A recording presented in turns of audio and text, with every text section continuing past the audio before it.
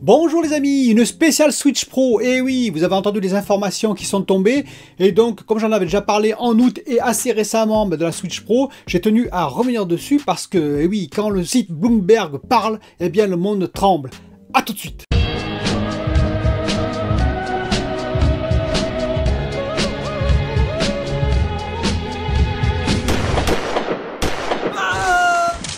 Donc comme vous avez vu, eh bien maintenant c'est l'agitation générale autour de la Switch Pro. Donc qu'est-ce qui a été dit? Il a été dit déjà que la Switch Pro sortirait peut-être, je dis bien peut-être, à fin d'année, juste avant Noël. Bon ça je l'avais dit, hein. Si elle sort, ce sera de toute façon en novembre, on va dire, pour que, fin novembre, pour qu'évidemment ça booste les ventes de la Switch Pro en l'occurrence, et juste avant Noël, vous imaginez le carton plein.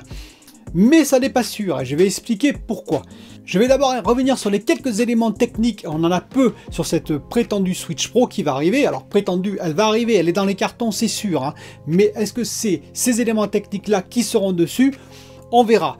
Donc elle serait dotée d'un écran Samsung, et oui un écran Samsung OLED, comme les AMOLED, vous savez, qui équipent les smartphones de Samsung.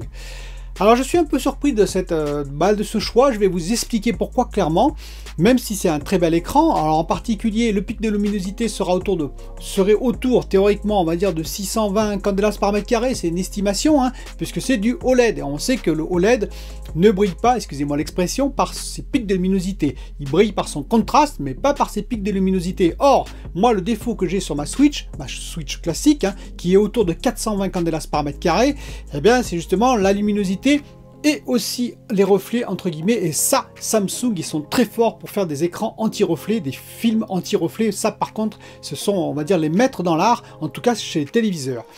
Mais par contre pour les pics de luminosité, je me suis dit tiens, le mini LED ça aurait été mieux. Et oui, les mini LED on peut facilement avoir le double en pic de luminosité par rapport au OLED, et plus de 1000 candelas par mètre carré, ça aurait été pas si mal que ça pour avoir une Switch Pro par exemple sur la plage en plein jour.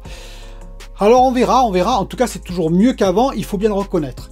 Là où j'ai un petit doute quand même, c'est sur le OLED. Pourquoi le OLED? Parce que vous savez que le OLED ça marque, et oui j'ai fait une émission là-dessus, et j'ai dit que ça ne marquait pas à condition d'avoir un usage, on va dire, varié. Et oui, vous allez jouer, vous allez regarder des séries, des films, vous allez regarder le JT par exemple, vous allez faire différentes choses sur votre écran téléviseur, vous allez changer de chaîne, ce qui fait qu'il n'y a pas de logo qui reste indéfiniment, et donc pas de risque de marquage. Marquage, c'est plutôt l'usure prématurée des OLED. Oui, mais là, la Switch, c'est pas un téléphone. Parce que sur les smartphones, vous avez effectivement aussi, je vous le rappelle, un usage plutôt varié. Vous allez peut-être jouer, vous allez passer à votre agenda, vous allez faire autre chose, vous allez téléphoner, bien entendu, j'espère un petit peu quand même. En gros, la visualisation de votre écran va changer régulièrement. Et en plus, on le sait bien, sur les smartphones, si vous ne l'utilisez pas pendant quelques secondes, on va dire, l'écran s'éteint. Et oui, rapidement. Sur une Switch, c'est pas du tout la même chose. Imaginez que vous jouez par exemple à Zelda tout le temps le même jeu. Bah oui, parce que c'est ce jeu-là qui vous intéresse. Vous allez jouer des heures et des heures.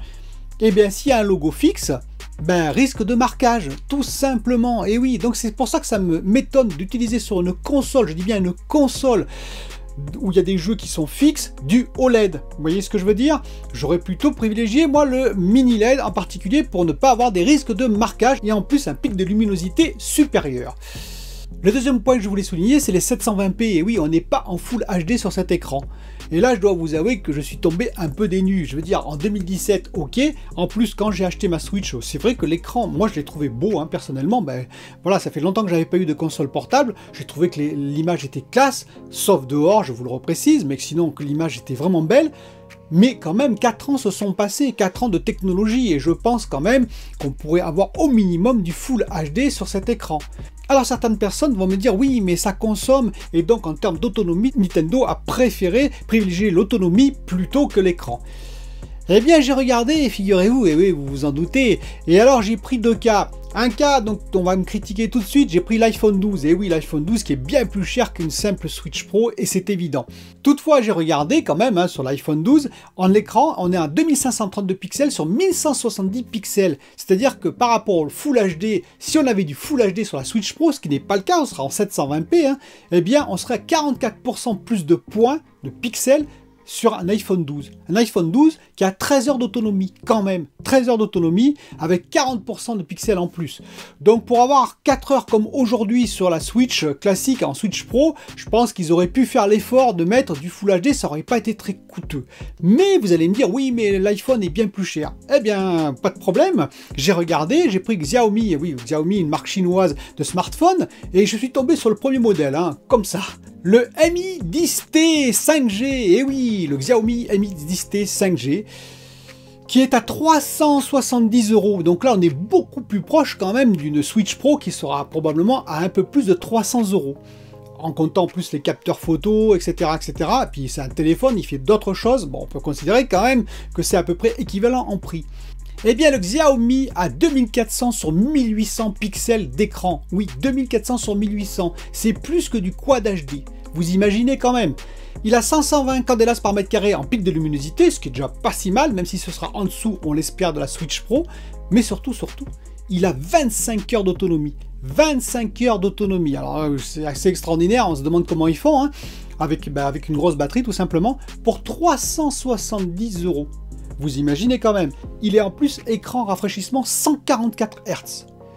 Donc 370 € d'un côté, on se dit que 720p, la Switch Pro, c'est quand même faible. Alors vous allez me dire, oui, mais par contre, quand on va la docker, elle sera en 4K. Alors effectivement, il y a des grandes chances que la puce qui sera à l'intérieur, c'est une Tegra, hein. Bon, est-ce que ce sera peut-être une Xavier Nvidia, hein, qui va permettre de booster tout ça en DLSS, bien entendu 2.0, c'est ce que je pense, hein, que ce sera Nvidia, parce qu'il y avait des bruits, des rumeurs qui disaient que ça pouvait être Samsung, et oui, également Samsung à l'intérieur de la Switch Pro. Je pense que ce sera plutôt Nvidia avec son DLSS, parce qu'on va pas dépasser les 3 teraflops de puissance, hein, on va pas avoir 10 teraflops comme j'ai déjà dit, ou 12 teraflops comme la Xbox Series X ou comme la PS5 dans une Switch Pro. Donc si on a 3 teraflops pour faire du 4K à l'écran, on va pas compter sur l'upscaling des téléviseurs. Ça, je l'ai lu aussi. Non, il faut surtout pas compter sur l'upscaling des téléviseurs. Ce serait catastrophique parce que tous les téléviseurs n'ont pas du tout la même qualité d'upscaling. Il y en a même certains, c'est assez catastrophique. Donc, il faut qu'on sorte du 4K natif du docking de la Switch Pro. Et donc, pour ça, il faut une puce qui soit quand même conséquente, mais pas hyper puissante. 3 teraflops en DLSS 2.0, ça permettrait sans doute de pouvoir arriver à cet objectif. Surtout que les jeux, je le rappelle quand même, Switch, qui seront sur la Switch Pro, ne sont pas en termes de modélisation, en termes de texture, autant complexes quand même que ceux qui seront sur la PS5 et sur la Xbox Series X. Mais là, je vais pointer encore 2 problèmes. Le premier, c'est que pour moi, la Switch Pro, c'est quoi? C'est une console portable. Et c'est ça son objectif premier, c'est de l'amener partout, en voiture, dans le train, en avion, bien entendu quand on va en vacances, au bord de la plage comme je l'ai expliqué, pourquoi pas au restaurant, durant les voyages, etc. etc. C'est ça son but premier pour moi, c'est pas de la docker et de s'en servir sur son écran 4K, même si certains le font, hein, ils ont tout à fait raison. Pour ça, moi je préfère personnellement une console de salon, PS4, PS4 Pro, Xbox One, pourquoi pas Xbox Series X ou PS5. Donc pour moi, la Switch, c'est vraiment ça, sa nature, sa philosophie, c'est qu'elle soit portable. Et donc j'aurais plus travaillé sur l'écran de la Switch portable. Alors le 4K, ça va être très utile et c'était nécessaire, mais quand même, j'aurais quand même accentué sur l'écran, la qualité de l'écran de la Switch portable. Alors ça ne veut pas dire que l'écran va être mauvais, en OLED il sera très très bon, je vous dis, le risque de marquage, il faudra en discuter, mais 720p, je trouve ça un peu limite. Le deuxième problème que je vois, eh bien, c'est que en quoi va être fait la puce qui va intégrer le processeur GPU qui va intégrer la Switch Pro. Eh bien, je crains que ce soit dans une techno, on va dire 8 nanomètres, voire 7 nanomètres, 5 nanomètres ou 3 nanomètres, je n'y crois pas du tout. C'est trop tôt et en plus, les 5 nanomètres est pris entièrement quasiment par Apple. Eh bien, si c'est du 7 nanomètres TSMC, puisque ce serait peut-être Nvidia, donc, ou alors du Samsung 8 nanomètres, ou 7 nanomètres, eh bien je me demande s'ils auront la place de faire les puces. C'est-à-dire que jusqu'à présent, Nintendo était bien tranquille dans son coin avec sa Switch qui avait une conception un peu ancienne et donc un process en particulier un peu ancien, qui n'était pas du tout du 7 nanomètres ou du 8 nanomètres, mais maintenant ils vont rentrer avec cette nouvelle Switch Pro dans le giron des grands entre guillemets, c'est-à-dire des process affinés et donc des problèmes d'approvisionnement. Et oui, voilà ce qui va arriver, c'est-à-dire est-ce qu'ils auront les puces en temps nécessaire nécessaire pour livrer leurs clients. Rien n'est moins sûr. Et donc c'est pour ça que ce n'est pas sûr qu'ils sortent la console fin d'année. Je pense que Nintendo va commencer la production effectivement peut-être cet été, mais en fonction du nombre de puces qu'ils auront reçues, ils estimeront si oui ou non ils peuvent lancer effectivement sur leur marché leur nouvelle console. Donc voilà, j'attends plus de précisions. Si vous en avez d'ailleurs, n'hésitez pas à m'en mettre en commentaire. N'hésitez pas aussi à me dire ce que vous en pensez. Peut-être que vous pensez que j'ai tout faux, que l'écran OLED 720p c'est largement suffisant et que c'est très très bien. Moi personnellement je trouve ça un petit peu dommage, je vous le répète, j'aurais préféré une petite évolution supérieure et du mini LED, je le précise pour l'écran, pour les risques de marquage, on verra. Et en tout cas, je vous dis à bientôt pour une autre vidéo.